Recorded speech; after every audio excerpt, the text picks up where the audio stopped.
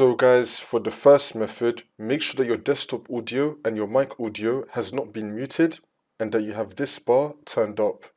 Again, make sure that you turn up the bar and it's not been muted. See if that works for you. For the second method, you want to right click on desktop audio and then click on properties. Make sure that you have your correct output device selected. And do the same thing for your microphone as well. You want to right click on it and then click on properties. Make sure that you have your correct microphone selected and then click on OK. For the third method, you want to head over to search and type in S&D VOL. Click on it. And now once this comes up, you want to find OBS. Make sure that you have this turned up and that it's not been muted.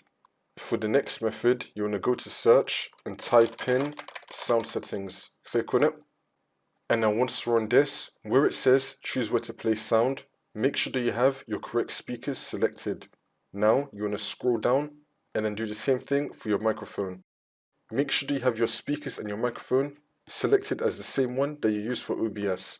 See if that works. Now for the last method, on the left hand side, you want to click on privacy and security.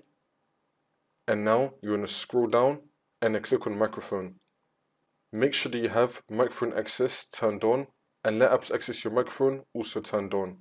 If you see OBS in this list right here, make sure that you have that turned on as well. You can also scroll down and you can turn on let desktop apps access your microphone. And if you see OBS in this list right here, turn that on for that as well. For the next method, once you're on OBS, you want to click on help in the top left. And now you want to click on check for updates.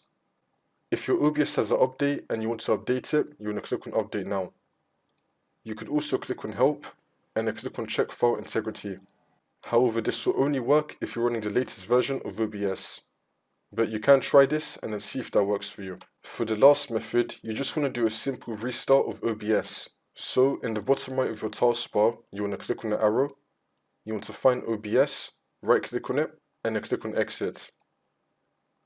Now you just want to open up OBS again, and then hopefully this will not fix your problem.